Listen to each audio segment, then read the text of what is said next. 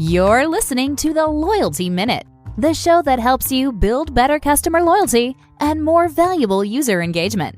With your host, Rob Gallo. Welcome, loyal listeners, to another episode of the Loyalty Minute. I'm your host, Rob Gallo, and today I'm very eager and excited to chat with Gunter Phau.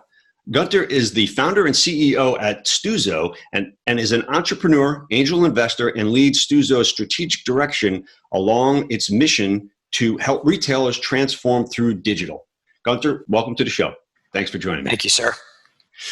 So for those loyal listeners out there who don't know who you are and what Stuzo is and does, if you could share a bit about your background and your story and how you got to where you're at, that'd be great. Sure. So I'll start with a little bit of background. The journey in digital here really started with customer engagement in the early days of Facebook back in 2008. Stuzo was one of the first five Facebook PDCs. We built out a platform and an engine for our Facebook fan pages that allowed companies to run promotions and different types of engagement programs on those fan pages. Back then, we worked with the likes of P&G, Budweiser, Coach, MasterCard, and many more, helping them engage consumers, customers in a really intricate way on Facebook. This is where we learned the power of habits and understanding human psychology, and that habits and human psychology matters just as much, if not more, than the technology. Over time we evolved, and today I spend the majority of my time and the company really thinking through customer activation, contactless commerce, and customer experiences, and how they all come together to drive hyper-personalization and then increasing the scale and frequency of brick and mortar retailers. Awesome. Well, what I want to do, I do at the top of the show for every guest, is I want to get your ideology on loyalty, what it means to Gunter, meaning like, how do you think as a consumer about loyalty? And if you could share it in the sort of a story about a brand or a circumstance that resonates with you in a real life example, whether it was positive or negative, and what makes you loyal to that company or disloyal as a result. So let's see. I think I can think of two examples. And first, I think loyalty in general is an outcome. And that outcome is really driven or starts with a superbly strong business value proposition from whatever the brand is. Mm-hmm. The outcome cannot be achieved without that strong business proposition, whether it's a great product, it's a great service, or most often, a differentiated offering delivered with exceptional operational execution. From the perspective, of brands and loyalty, Haribo is a very sort of low cost and expensive product, but one of my favorite things in the world. So Haribo gummy, they make gummy candies. I have been a very, very loyal customer for over almost 30 years now, and it's the only brand of gummy candy that I'll go to. And the reason for this is not because they have an amazing loyalty program or because they do amazing marketing. Frankly, I don't even think about either of those things, and I don't even know if they have them. But the product, the candy itself, is amazing. And it's if there are gummy candies and I really want gummy candies and I go to a store and they don't have Haribo, I will not eat another brand. And kind of interesting, I had some significant dental work done yesterday. And they said nothing sweet and nothing sticky. So I'm on the bench when it comes to Haribos for the next 3 to 4 weeks, and I was upset, so that's the level of brand loyalty that I have to Haribo. So, and it's based mainly on the quality of the brand, is what you're saying, the quality of the product, and it's never 100% based on the quality of the product, right? So if you've ever had a Haribo, or they have the very different varieties, the fruit tastes as close as possible to real fruit. The ones that are Coca-Cola flavored taste like Coca-Cola. It is 100% the quality. Yeah, you could put it in a paper bag. Before, and I've never honestly had them, but so you're right. I don't necessarily think they've advertised or created some sort of mental connection other than people actually enjoying the brand. Interesting. Absolutely. There's a second one that's service plus loyalty program, and that's American Airlines. They garnered my loyalty with a combination of the service plus their loyalty program. Pre-COVID, I was on the road more frequently than not, and getting to executive platinum was a rewarding challenge. With American, the service alone would not have kept me 100% loyal to their brand. But the addition of the rewards from the loyalty program really gave me the motivation to go AA and nothing else. Right. So I think it's from my personal experience or how I live my life personally, there are some brands where it's really, I'm loyal to them specifically for the product alone, and that's it. And then there are others where it is the product and or service, the value proposition that they provide that's more holistic, inclusive of a loyalty program. Mm-hmm. Yeah. So it's the loyalty program plus the service, I think, is the combination, is what you're saying, that really keeps you there. Yeah. Awesome. So as the marketing professional, I mean, you've been doing this for quite a while. I'm going to just backtrack real quick. I went to the site, Stuzo, and I saw that the case study that you did for Murphy. And I noticed one thing that you didn't mention on here is that what I do when I get to a site like that and I look for the loyalty program, the first thing I do is I click on the app and I look at the reviews in the app. You've got a 4.7 positivity rating in your app reviews with 1 million downloads. That's almost unheard of. So that tells me that you guys think of the minute details, because everybody claims to have this great app that's going to engage customers. And, this is for Murphy Drive Rewards at the pump, right? The retail, fuel retail. So if they're still with you as a client, kudos to you. I think I think it's just a phenomenal achievement to get a 4.7 positivity rating. So in that context, what is it that you guys do to create that sort of stickiness in an app that others seem to miss out on? So I want to start off by really, giving Murphy all the credit, because they're the ones that are the developers of that app. And they've done an incredible job with the product. And, I think you noticed not only are the reviews, that the actual score is really high, but they have, I would say, probably the highest number of reviews on iOS and on Android. I think it's over 40 or 50,000 on each. Yeah. Which is by far exceeds, I think most of the other brands in the industry. Where Murphy really starts, though, is I think it goes back to that strong value proposition that they have as a business for their customers. You could have a really good technology product, but without that value proposition, there's no way you're going to get 50,000 reviews or, millions of people using that product, right? So it really starts foundationally with the value proposition that Murphy has as a low-cost, everyday low-cost, fuel and convenience retailer. So the credit there goes 100% to Murphy and the way that they operate their business. The way that we've worked with Murphy is they're leveraging our Activate a loyalty product, and the app was built, on top of those Activate APIs. So we, in essence, our loyalty platform is the back end of their mobile application and a lot more.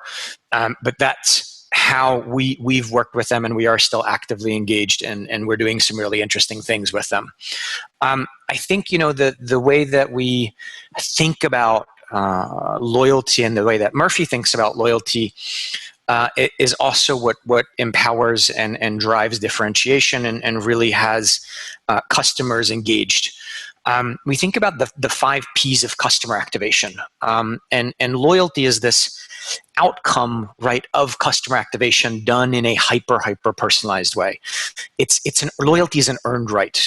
It's not that we just launch a program and, oh my gosh, we're going to get loyal customers. That doesn't really happen, right? So when we think about the 5 P's of customer activation, really purposeful. It starts with being extraordinarily purposeful, being superbly precise with the offers, with the rewards, and ensuring that once we're precise, that we're driving them in a profitable way, and that we can do it in a predictable manner, and that to do it at scale with tens of millions, potentially of members, that we can do it in a programmatic way. So did that? Yeah, I didn't mean to interrupt you, Gunter, but the key is too, in that particular market, we're talking about retail fuel for those that around the country or the world that don't know what the product is or does. It's very commoditized, at least in my estimation. Some people that have those cards are just loyal and they'll drive the extra miles to get there. But for the most part, you're low on fuel, you see a gas station, you pull in, you get gas, you move on. But to create that sort of brand connection and that loyalty for what in essence is really a commodity is great. So with the platform that you have in there, how does it really work? What's the nuts and bolts? Oh, that might be a longer conversation there, or take more time than we have. But I'll tell you sort of at the high level what we think about quite a bit and what the platform empowers. We think about getting more loyalty members in, right? So increasing and broadening that top of the funnel, and the more that we can know each and every single member, the more that we can drive hyper personalized activation of the members. And then the more we can drive visit frequency and larger transaction value. And ultimately, if we do all of that right, which is a combination of technology, people, the value proposition of our customers, it results in greater share of wallet and then a higher member lifetime value. And do you do the analytics on your side in the back end for and on behalf of them? So we have analytics and we have all types of different data segmentation and dynamic audiences and things like that. But it's really a combination, and we're not the only ones that our customers are doing quite a bit of analysis on that data. We support as they see fit on that front. Gotcha. Okay. So, I don't want to harp specifically on Murphy. I know you have other companies that you work with, but can you think of a success story or a failure in a customer loyalty enhancement strategy that our listeners would find helpful? So just to give you a bit of background, our listeners are, they're people like yourself in one context. And then there's other people that are, they have small to medium businesses and they're thinking, how can I get more customers to do XYZ on a regular basis? So what sort of enhancement strategies that our listeners would find helpful? We'd love to hear from you. Sure. I think you'll probably hear me be repetitive around a couple of things here. One is really run a tight operation, whatever that operation may be. If you're a restaurant, serve really good food, have amazing customer service. It starts there. That's where customer loyalty starts, regardless of what program you have, regardless of what marketing, regardless of what technology. Mm-hmm.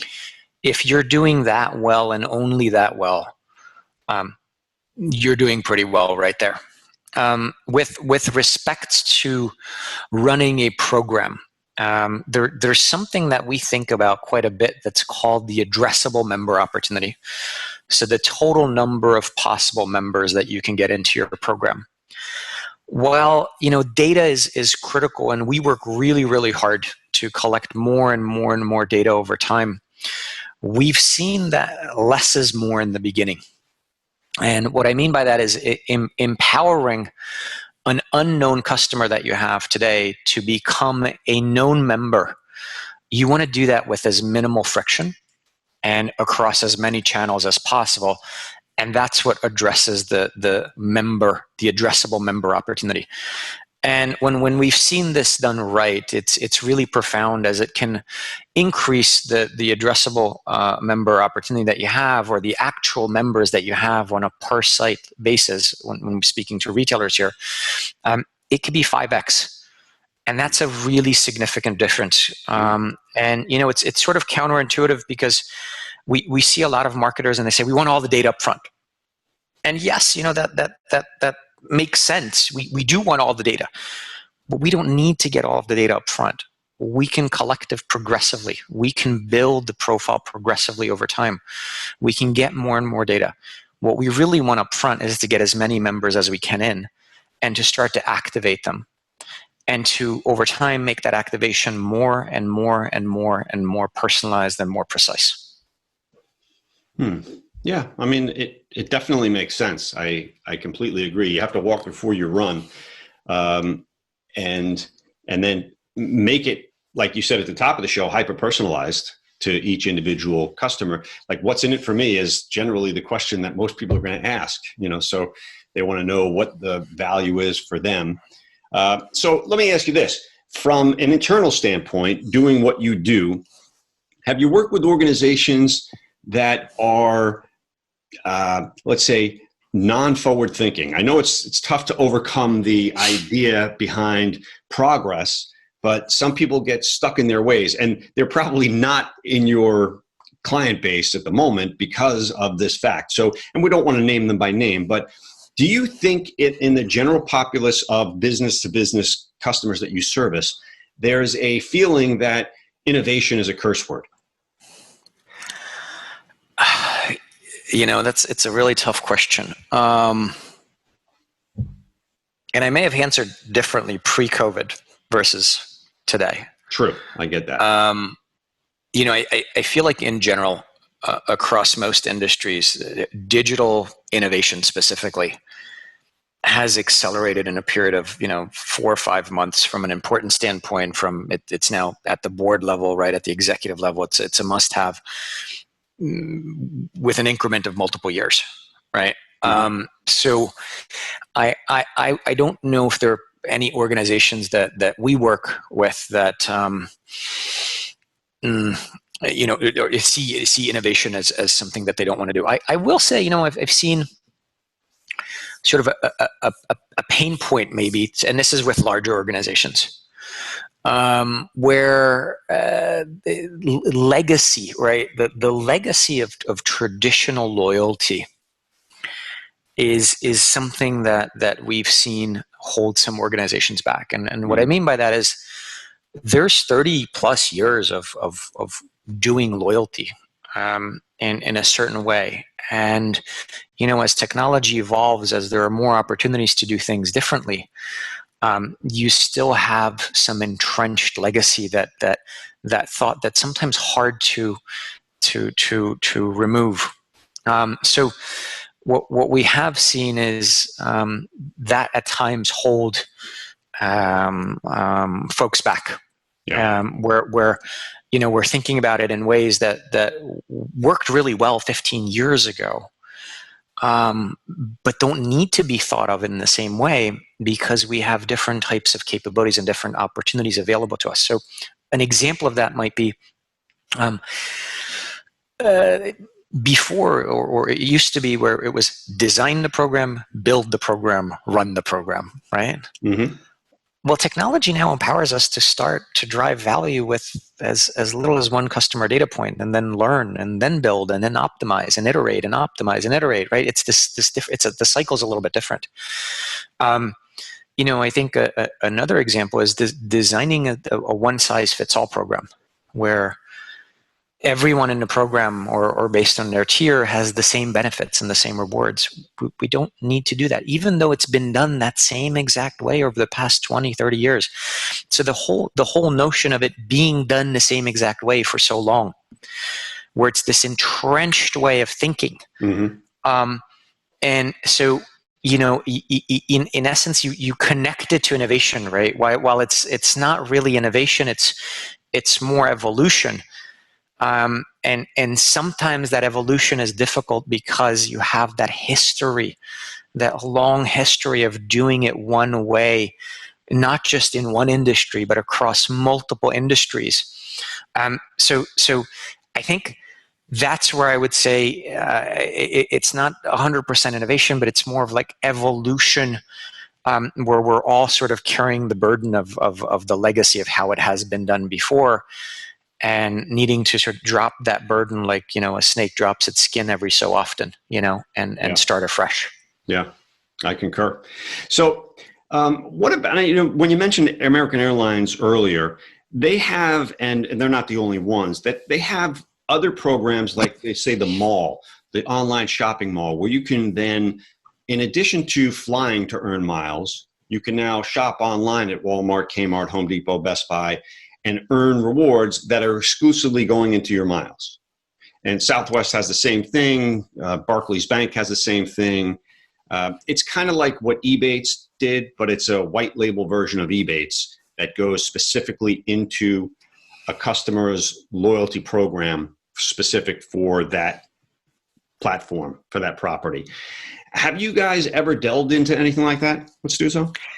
We haven't. I think there are potential opportunities. I think it's a really tricky one, because as an example, and I'll only speak for myself, I have not used any of those opportunities that American offers outside of the core program where I get rewarded for flying.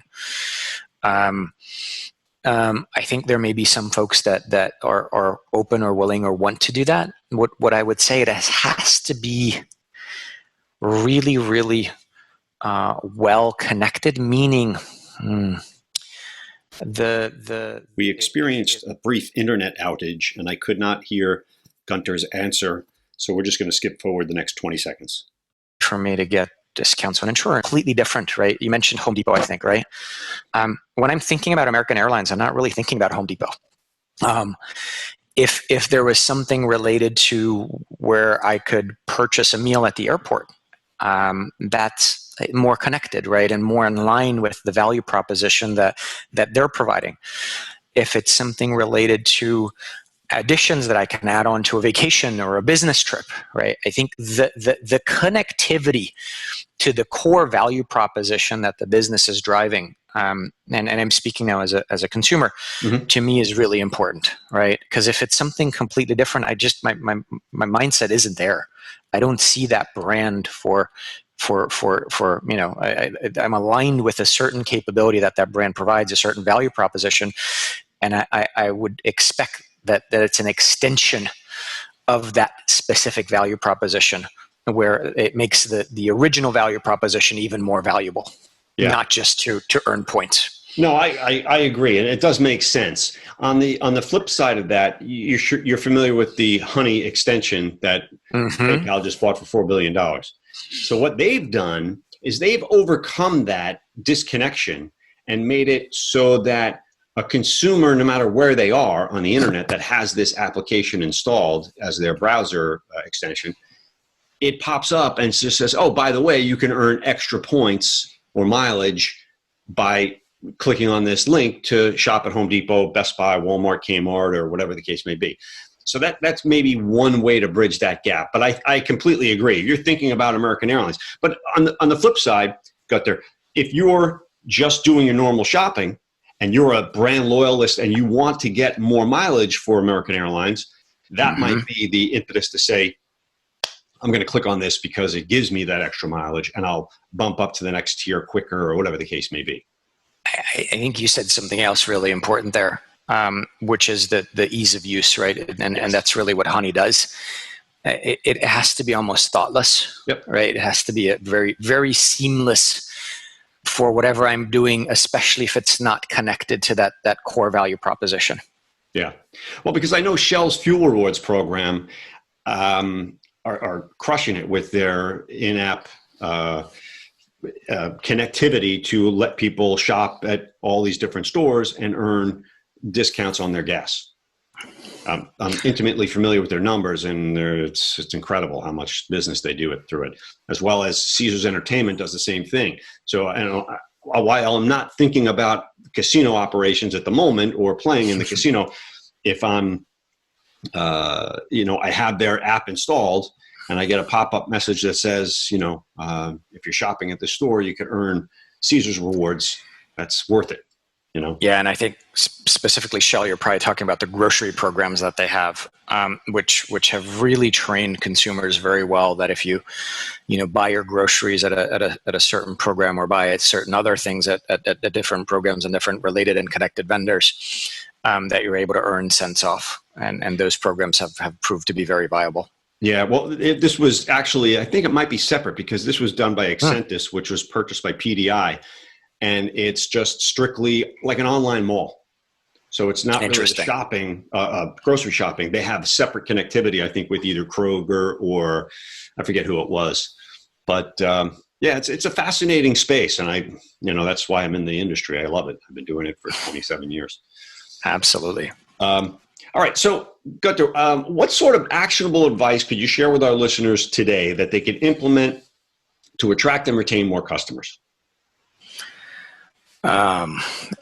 Actionable advice. I'll bring it back to really driving and being customer obsessed. And then if you have frontline employees that interact with your customers, hear a significant amount about those employees and leverage them more for the power that they can bring. Because frontline employees are really the face to your brand. They're the ones that interact with your customers. And there's a significant opportunity, regardless of the size of a business, whether you're a one-site chain or thousands of site chains. Mm-hmm. It's those frontline employees that can really drive and empower a program. Yeah, I agree, because that's everyone's contact. No one really speaks to Apple, so to say. They're speaking to employees of Apple, and those frontline employees have that sort of corporate culture or the culture of that brand that permeates to everything that they do, and that makes the difference in a customer's interaction with them. So yeah, I think you're spot on. Well, Gunter, I appreciate your time, and I know we could talk about this forever, but we've got to get back to life, and usually we reach the attention span of most listeners at about 25 to 30 minutes, and we're there. So if listeners want to get a hold of you, Gunter, what's the best way they could do that for some more information? The easiest way is Gunter, Gunter, at Stuzo, Stuzo.com. Right. Or if you want, take a look at our website. Okay. All right. Well, before we wrap this up, I wanted to thank our loyal listeners for investing some of their valuable time with us. If you feel you received value from the show, we'd appreciate a 5-star review on your favorite podcasting streaming service. If you think you know someone else who might enjoy listening to the podcast, please share. This is how we grow. To reference this and other Loyalty Minute episodes, please visit theloyaltyminute.com. Enjoy. Take care, Gunter. Thanks again. Thank you.